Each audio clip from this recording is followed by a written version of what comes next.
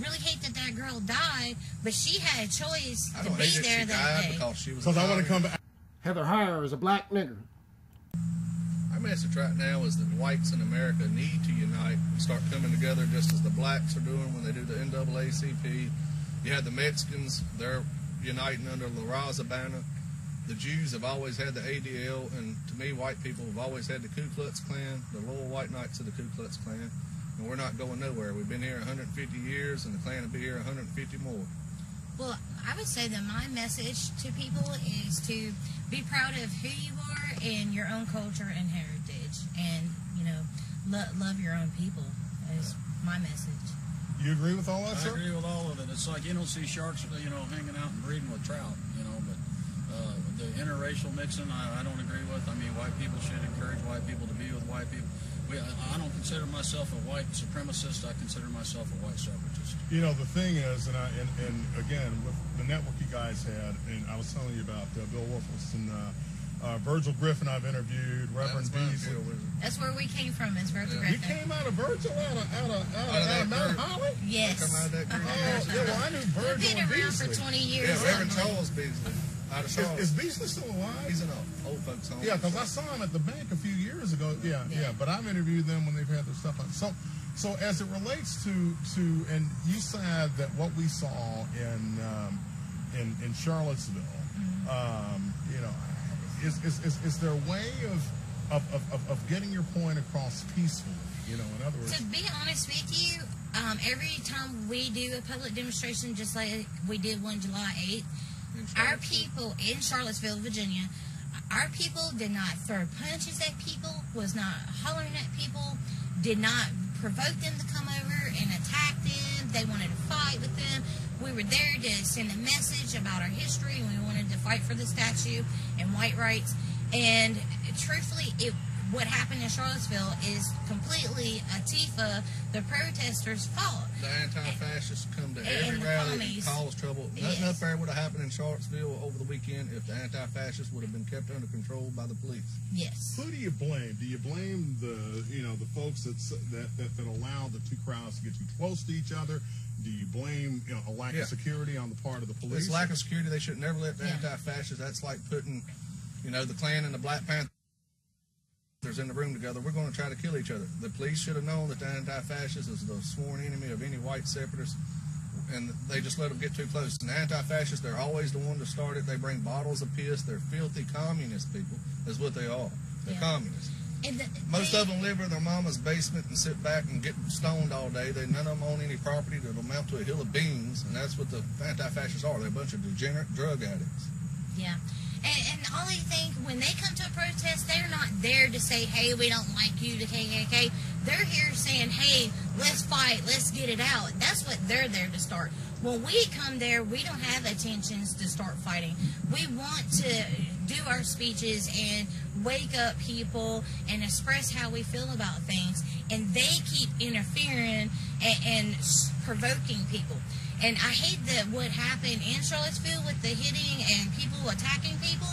But if you look, the people hitting people with sticks and stuff was all Antifa and communist people. When the video first aired, when it was live streamed, I watched it. James Fields Jr. was being attacked as he was getting in his car.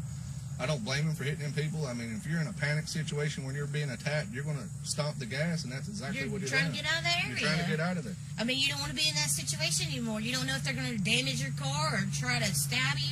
You don't know what's going to happen, so you're going to try to flee the scene.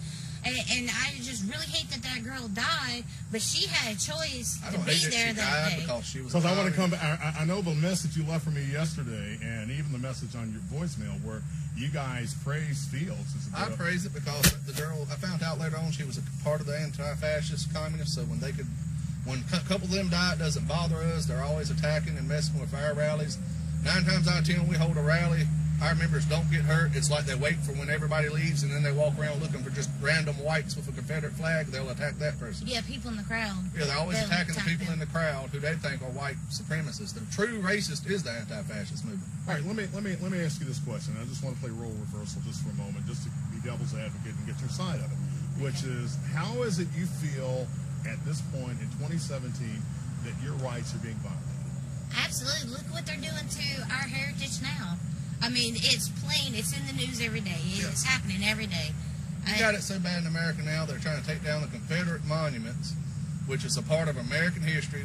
The war was not, the whole Civil War has been proven, it's in history books. It wasn't fought over slavery, it was fought over taxes. As a matter of fact, yesterday, I'm sure you saw it, that somebody climbed up on a statue down there in Durham, tied a rope around it. Tell me about that. Yeah, they go up there and tie. Yeah, we're going to go down there. They tied a rope around this Confederate statue and pull it over, and nobody's arrested. I'll guarantee you, if I go down there and tie a rope around a Martin Luther King statue and yank that dude over, I'm going to jail for that. Yep. You know, so if they can get away with, messing with the white people and destroying their heritage, but if we do one thing. If I walk around with a white pride T-shirt on, I'm going to jail because I'm a racist. But Black Lives Matters, Huey Newton Gun Club, the Black Panthers, they can walk around with that stuff all day and nobody touches them. Nobody cares. From the standpoint of the double standard that you speak of, because that's what you're saying. That's what it is. Really, from the standpoint of you're saying that when you guys, because you feel that you're exercising your First Amendment rights. That's correct. And I think everybody should have the right to free speech, regardless if they black, Mexican, Jewish. I mean, like we said, we're not racist, we're white separatists.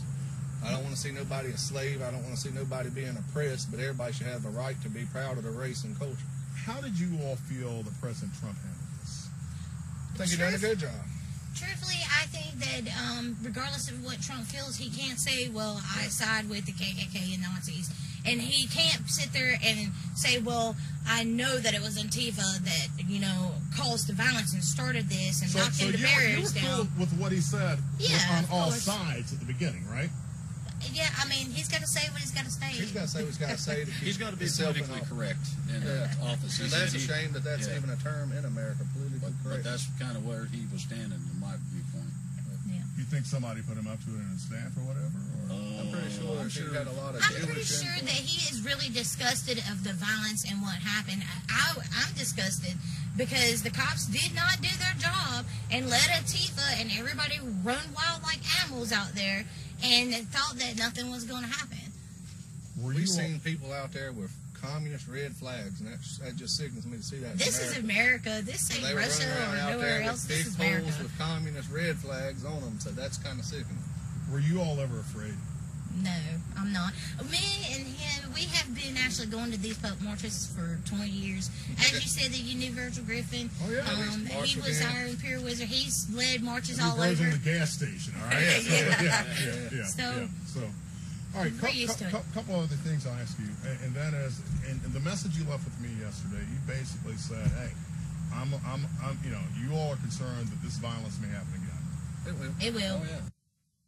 Anytime Antifa or a communist group shows up and we show up, something's going to happen. These people thrive on it. If you go to their website, they always post on the anti-fascist website where to go at. They tell them to bring bricks, knives, bats. I mean, they come right out and call for violence. Here's a double standard point for you. All right, when we do our public demonstrations, we can wear robes, but we cannot cover our face. All right? Antifa comes out there, the communists come out there, they have their mask, their face covered. It is against the law. The cops should, on site, arrest these people as we would be arrested if we had our hoods down. There's no difference. And they do nothing to these people. They told us in Charlottesville if we walk out for our mask, we would be arrested because it's against the law in America. The law was passed in 1871. It's called the Ku Klux Act, where they banned all Klansmen from wearing masks in the streets. The only state in America that still allows masks to be worn is Mississippi.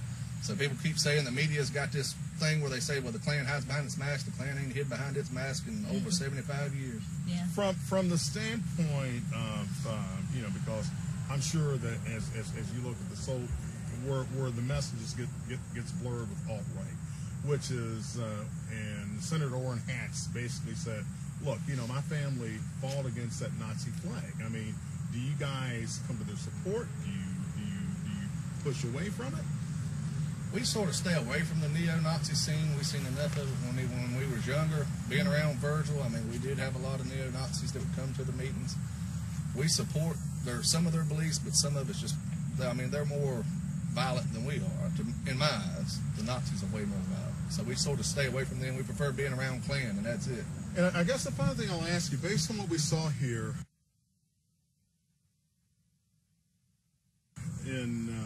up up in Charlottesville a few days ago.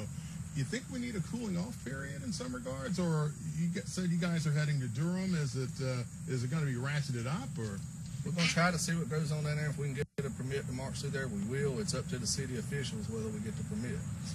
Well, here's my message. If they don't start arresting people that y'all have on video, the media has on video, it's all over Facebook, and the police don't do their investigation and start locking this Antifa people that committed a crime under the Heritage Protection Act, and don't start doing something about it, yes, we're absolutely going to be doing a permit in Durham. I'm going to give them like 2 weeks. I'm going to see what they do, and then if they don't do the right thing and they don't go after the group, because there is called a RICO, and they can go over to the head of the That's a federal statute. That's racketeering. Right. You know, exactly. RICO statute is racketeering. I mean, if they were smart enough and do what's right, then we won't have this in Charlottesville. We've been watching the news all morning to see if they're even going to try to attempt to make the arrest of the lady. The lady's name's even in the articles, and the guys that were helping her pull the statue down. Yeah. If they don't, then we will march on Durham. And she was in Charlottesville because I seen her footage. She's all over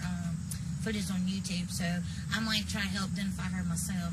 Two other things. I mean, you guys are very nice. We had civil conversations. I mean, I go back again 35 years with Wilkinson, 30 with Virgil. Yes. So the question is, how can people coexist? How can everybody get along? Everybody we got to do like the Bible says. We got to separate. You know, Genesis 11:6-8. God said He come down and seen all the races come together in one as one, and He said they were all speaking the same language. He said it upset me, so I sent my angels down and separated all the races and gave them all the different languages. That's in Genesis 11:6-8. God says in Exodus 33:16, He said I created all races upon the face of the earth, but I wish y'all to remain separate.